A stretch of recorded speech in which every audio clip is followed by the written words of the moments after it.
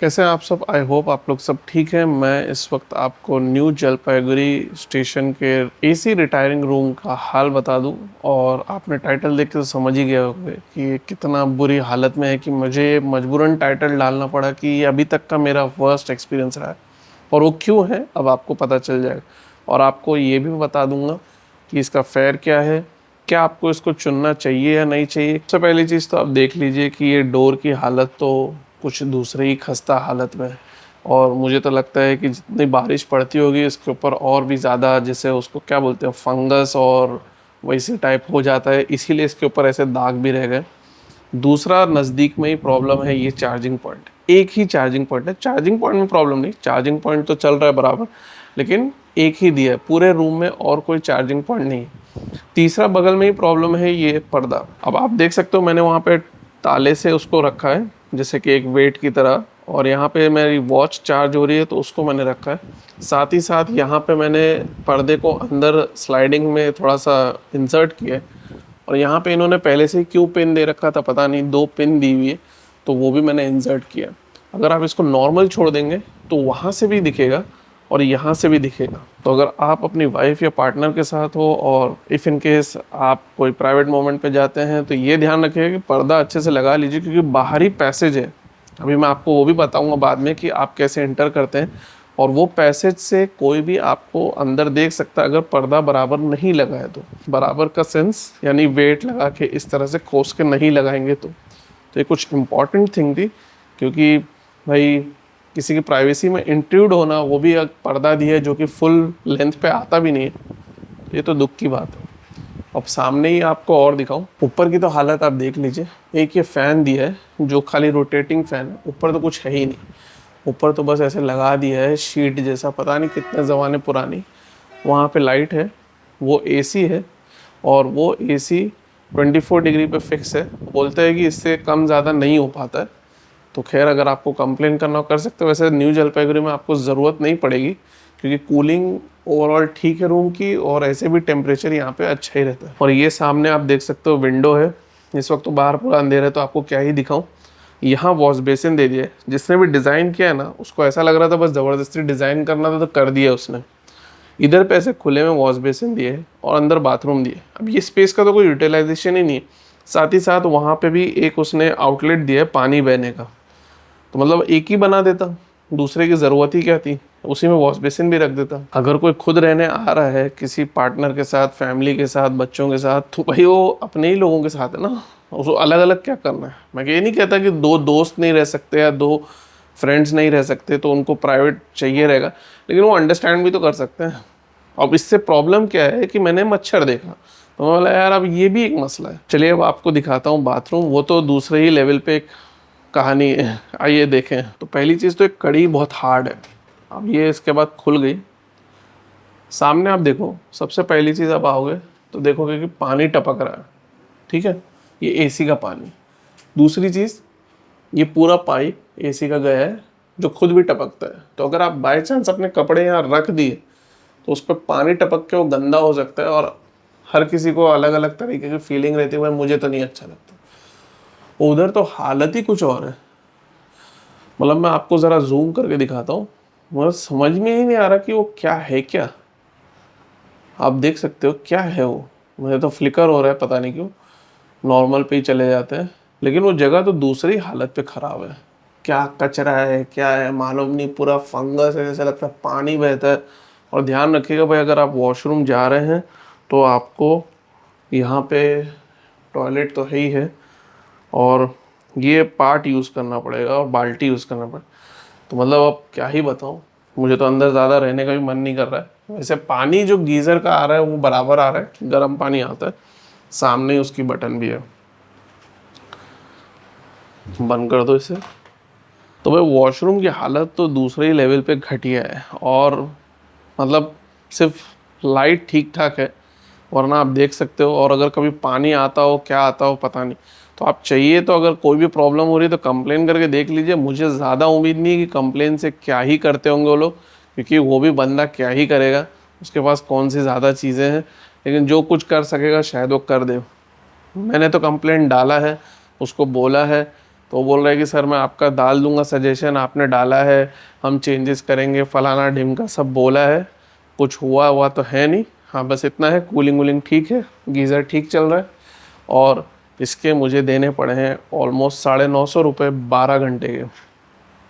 भाई अगर आपके पास होटल का ऑप्शन है, 24 आवर्स पे रहता है होटल का ऑप्शन, अगर आपकी ट्रेन के टाइमिंग और सब चीज़ आप कोऑर्डिनेट अच्छा कर सकते हो, तो मुझे लगता है बेहतर ऑप्शन आपको मिलेगा। और दूसरी बात, अभी ये हॉर्न बजा था, खैर, और दूसरी ख़ास बात ये कि अगर आपको नहीं होटल का ऑप्शन मिल रहा है, ये एक चीज़ चलती रहेगी। खैर ये मुझे ठीक लगता है भाई, मुझे तो ट्रेन पसंद है तो इसलिए मुझे उससे प्रॉब्लम नहीं, लेकिन अगर आपको ये चीज़ से परेशानी यानी कि हॉर्न्स और ये सब से परेशानी है, तो इसका भी सामना करना पड़ सकता है भाई। ऑब्वियसली रेलवे का रिटायरिंग रूम है। और दूसरी ख़ास बात कि आप अगर इमरजेंसी में आ रहे हैं तो लास्ट मोमेंट पे नहीं मिलता है, भले ये कैसी भी हालत में हो, डिमांड बहुत ज़्यादा रहती है और प्रीटी मच ये फुल ही चलता है, लेकिन फिर भी ऑफ सीज़न में शायद आपको मिल जाए। मेरी सजेशन ये है कि अगर ऑफ सीज़न में मिल रहा है तो बाहर जाकर ढूंढ लीजिए, वहाँ पे भी कुछ ना कुछ मिल ही जाएगा और इससे बेहतर ही ऑप्शन में मिलेगा। तो जैसे आपकी इच्छा, मेरा सजेशन ये है कि अगर आपको चिक पिक नहीं है और आपको सिर्फ 12 घंटे के लिए रहना है तब फिर तो ठीक है, क्योंकि 950 रुपये में बाहर तो रूम आज के टाइम में इतनी महंगाई में तो नहीं मिलने वाला। अब बाकी अगर आपको 24 आवर्स रहना है या ऐसा कुछ है, तब फिर तो वर्थ नहीं है भाई। अब चलिए मैं आपको बता दूं कि यहाँ पे आते कैसे हैं अगर आपको रिटायरिंग रूम में आना है, और उसकी भी एक अलग कहानी है। तो रिटायरिंग रूम पे अगर आप आ रहे हैं तो सबसे पहली चीज़ तो ये है कि वो प्लेटफॉर्म नंबर 1 पे रहता है और आपको एग्जीक्यूटिव लाउंज दिखेगा लिखा हुआ, उसी के पास लिखा रहेगा बोर्ड जहाँ पे आपको ऊपर जाना है। आप लेफ़्ट मारेंगे और फिर एक लेफ़्ट लेंगे तो आप ऊपर आ जाएंगे। लेकिन ये सब ऊपर आने से पहले आपको बता दूँ, यहाँ पे हेल्प डेस्क है जो टिकट कलेक्टर ऑफिस के बगल में ही है।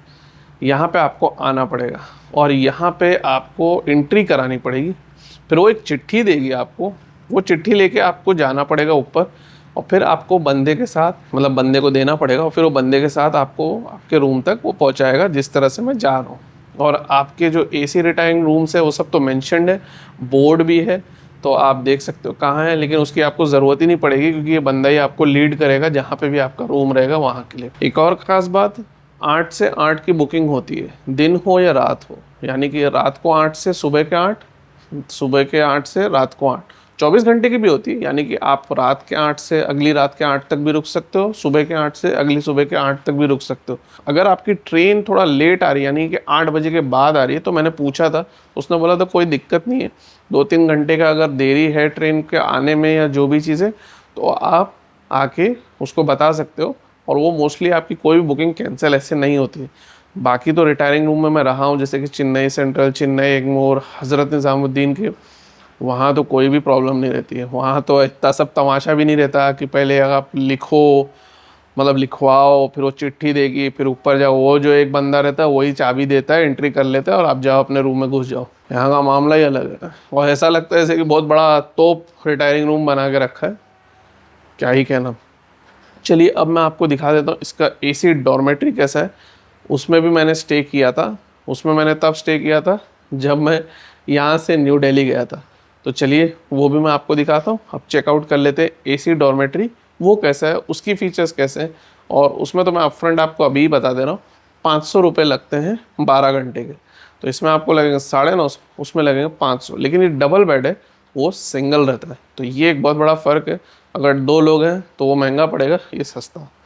खैर चलिए अब देखते हैं एसी डॉर्मेट्री कैसा रहता है। तो कुछ इस तरह से एसी डॉर्मेट्री का रूम है, आप देख सकते हो। यहाँ पे आप कुछ सामान रख सकते हो, पता नहीं क्यों वैसे इतना कोई ख़ास क्लीन नहीं है, तो मैंने तो कुछ नहीं रखा था। और ना ही इसकी चाबी है लॉक करने के लिए, शायद उसके पास, अटेंडेंट के पास हो तो वो मिल जाए। सामने 3 चार्जिंग पॉइंट है फ़ैन की पॉइंट के अलावा, तो ये बहुत ही बड़ा प्लस है। और ये तीनों ही चार्जिंग पॉइंट प्रॉपर्ली वर्किंग है।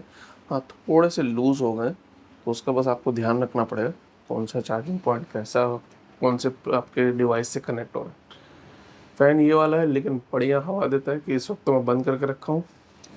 ये ग्रीन और रेड जो बटन आप देख रहे हो, ये एक्चुअली एसी का है। जो एसी यहाँ पे 2 सेंट्रलाइज्ड एसी, एक वहाँ पे और एक आप देख सकते हो उधर पे भी है। और ये तो स्लाइडिंग डोर है, वो टेबल है, ये चेयर है, ये बेडशीट है, ब्लैंकेट और तकिया। बेडशीट मैंने यूज़ किया है, रात भर सोया हूँ तो इसलिए ऐसी, नहीं तो ऐसी थी नहीं। तो ओवरऑल कहा जाए तो AC dormitory 500 rupees 12 hours single person, I think ठीक है यार।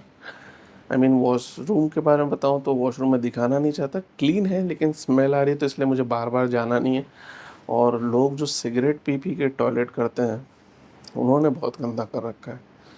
भाई जो भी करते हैं यार वो अपना बर्ड्स जो आखिरी का बचा रहता है, माचिस की तीलियाँ हैं, इसका तो कुछ करें, वहीं फेंक देते हैं। अब आप ये बोलोगे कि उनके लिए भी कुछ सुविधा होना चाहिए, तो सुविधा तो रूम में भी डस्टबिन नहीं है।